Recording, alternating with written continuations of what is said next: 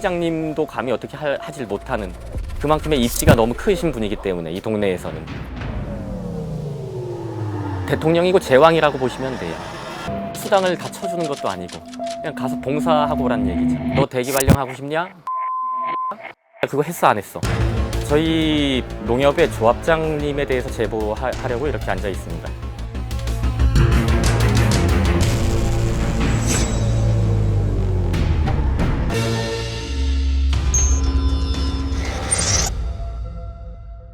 자, 오늘의 복면 제보 역시 영상을 하나 저희가 또 준비했습니다. 영상을 보시고 조금 더 자세한 이야기 나눠보도록 하겠습니다.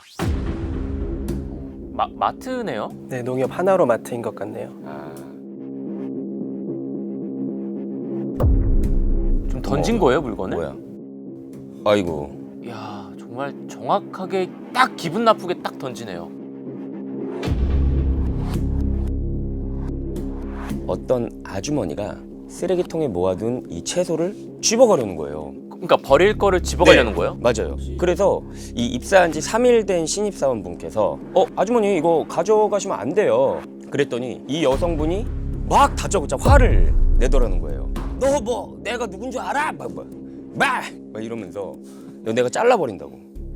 일단은 가져가셨대요. 그 채소를 가져가셨다가 시간이 얼마 지나고 나서 다시 그걸 비닐봉지에 담아가지고 가지고 다시 마트로 오셨대요. 비닐봉다리 가져오신 걸 던지면서 이건 너나 처먹어. 너가 일렀냐? 이러면서 욕을 하시면서 그렇게 하신 거예요. 키친타올 이건 너나 다 써. 근데요, 이 여성분의 정체가 다름 아닌 이 농협 조합장의 아내였습니다. 조합장님 아내. 조합장의 아내요? 예. 이분이 그 평소에도 직원들한테 이렇게 막대하는 경우가 엄청 많았다고 하는데 왜 그랬을까요? 바로 자신의 든든한 백, 바로 남편을 믿고 이런 말도 안 되는 아나무인적인 행동을 했던 거죠. 글쎄요, 남편이 또 얼마나 대단한 분이시길래 또 아내가 이렇게까지 행동을 할 수 있었는지 또 저희가 직원들의 또 이야기를 좀 한번 준비해 봤습니다.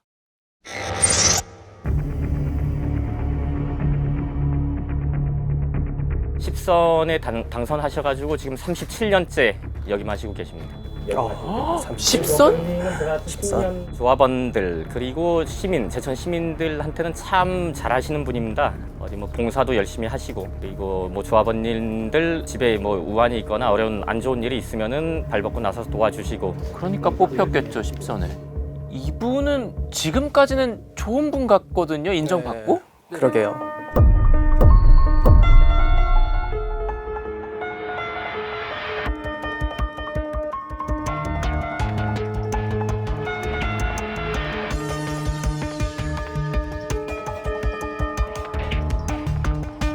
저희 직원들한테는 너무 안 좋죠. 저희 직원들한테는 갑질 대왕이라고 생각하시면 됩니다. 대왕.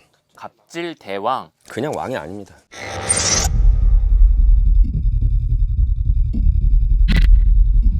저는 처음에 입사할 때 영농자재 배달만 하면 된다. 그게 너 업무다. 근데 와서 보니까는 개인적인 뭐 자기 본인의 세탁소에 세탁물을 찾아오라고 하든지 뭐 약국에 가서 약을 찾아가고 누구한테 갖다 전달해달라고 하든지.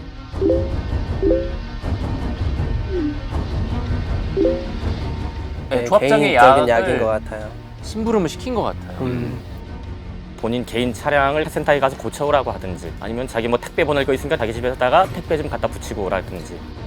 조합장님 저한테 전화해가지고 김장철에 어느 농가에 가서 그 배추 한 50포기만 갖다가 우리 집 마당에 갖다 놔. 그렇게 개인적인 심부름을 되게 많이 시키세요.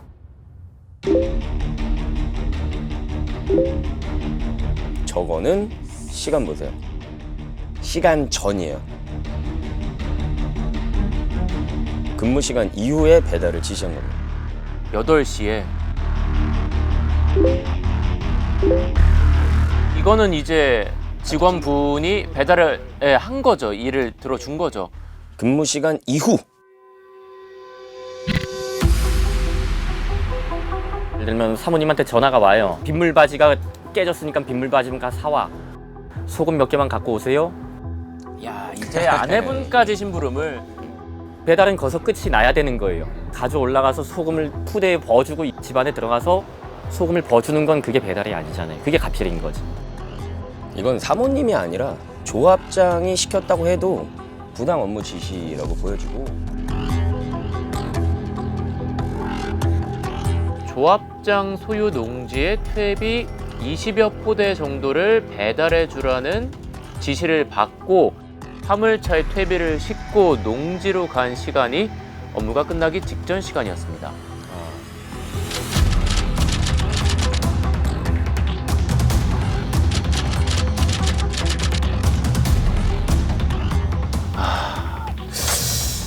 무슨 염전노예 부리듯이 거의 부려버리네요, 정말로. 그리고 아래 보면은 또 술을 마시며 많이 울기도 했습니다라고 또 글을 남기셨잖아요. 자괴감도 많이 드는 순간이 아니었을까라는 생각이 들어요. 아, 진짜 힘드셨나 봐요. 네. 예.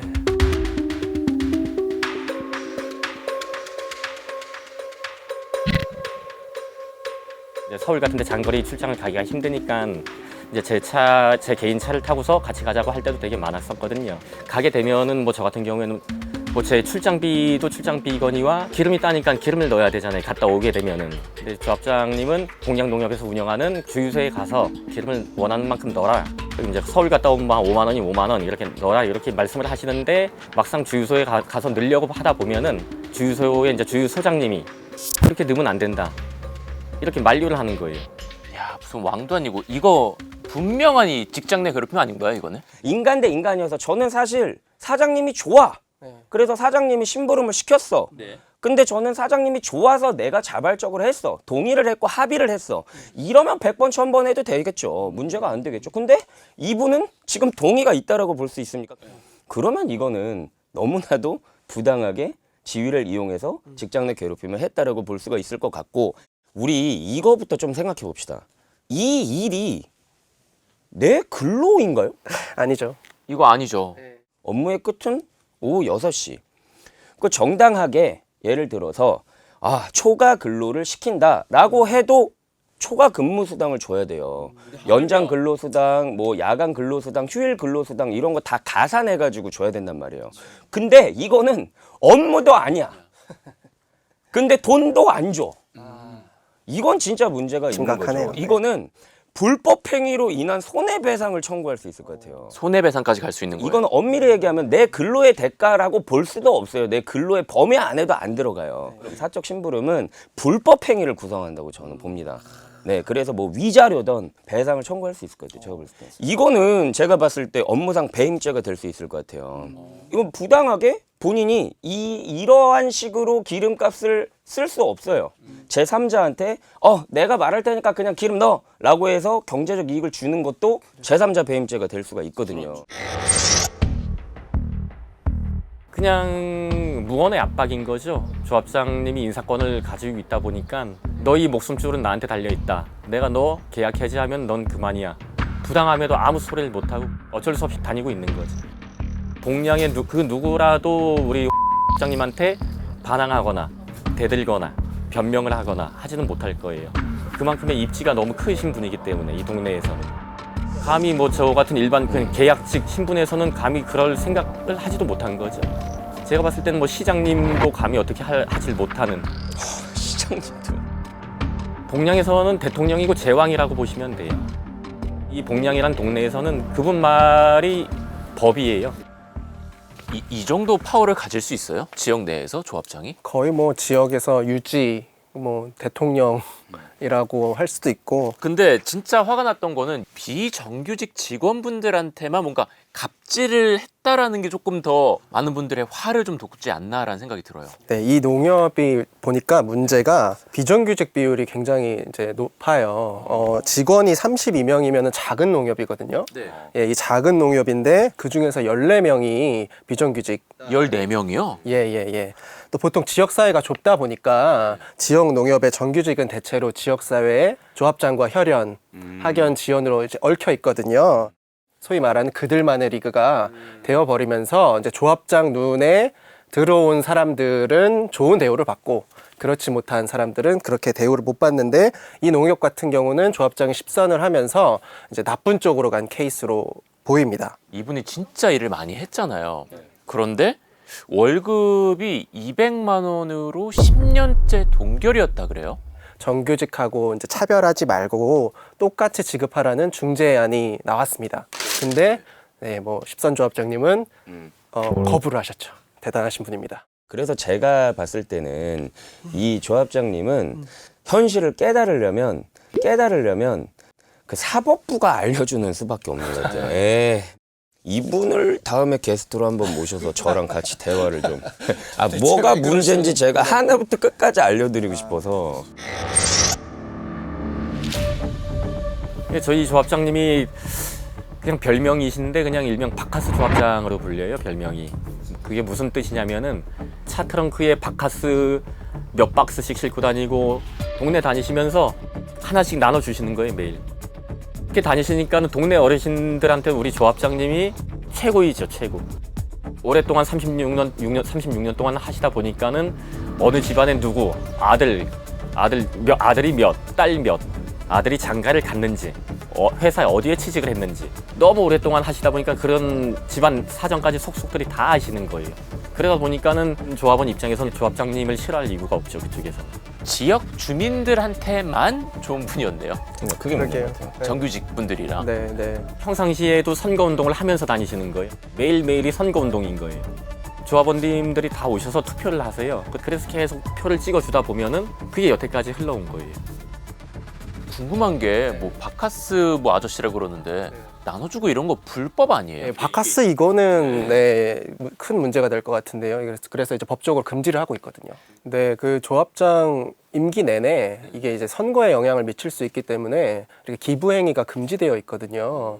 네, 근데 이제 조합의 뭐 공식적인 행사나 이런 예산이 짜여져 있는 것을 집행하는 것은 괜찮은데 이렇게 개인적으로 하는 것 또 공식적으로 집행을 한다고 하더라도 조합장 이름으로 못하게 되어 있어요. 이분은 사법부가 판단. 10번에 연달아 선임이 된 거잖아요. 농협에서 이렇게 재선되고 연임되는 게 이렇게 쉬워요? 연임 굉장히 많이 하고 있고요. 이분은 이제 전국에서 2번째로 오래 한 조합장이세요. 12번 연임한 조합장도 있어요. 네, 근데 그분은 이제 나이가 80대. 이분은 이제 30대에 조합장이 되어가지고 10번을 연속으로 조합장을 하신 거고 굉장히 이례적인 숫자긴 한데 조합장들이 연임을 많이 합니다. 보통 임기가 4년으로 4년입니다. 예, 예. 와. 이거 더 할 수도 있어요, 이분. 네, 이 법적으로는 100번도 가능합니다.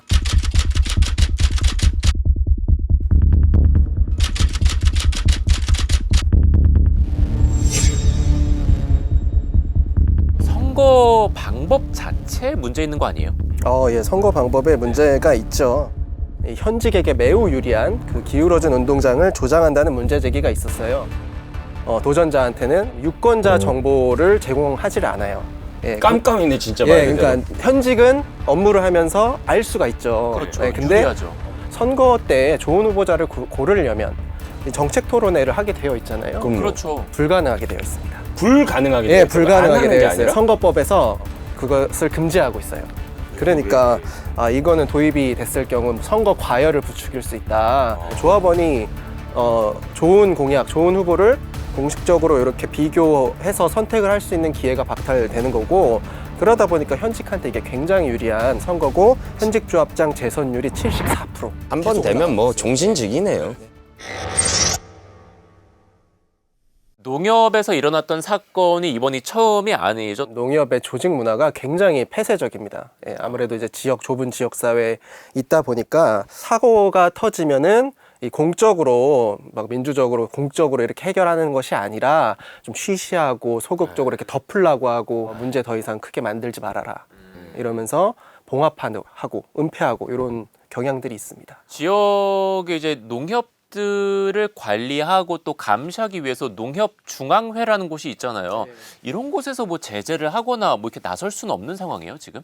나설 수 있게 되어 있어요. 조합 감사위원회라고 설치가 되어 있는데 문제는 조합장들한테 농협 중앙회장 선출 권한이 있다 보니까 쉽게 이렇게 적극적으로 개입하기가 어렵구나. 어려운 거죠.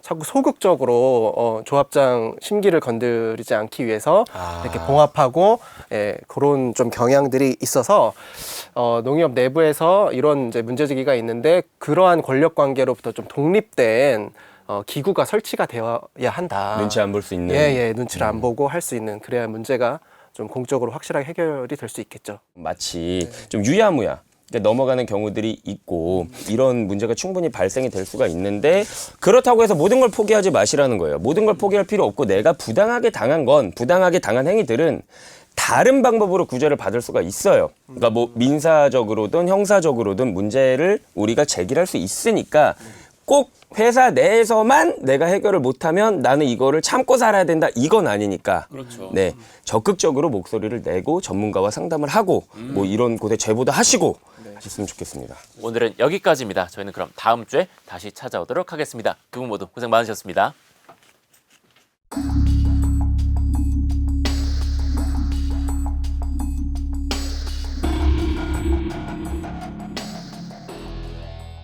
뉴스의 지식을 담다 스프, 저 주시은이 자신 있게 권해드립니다. SBS의 지식 구독 플랫폼 스브스 프리미엄, 여러분의 하루를 더욱 풍성하게 만들어드립니다. 지금 바로 구독하세요.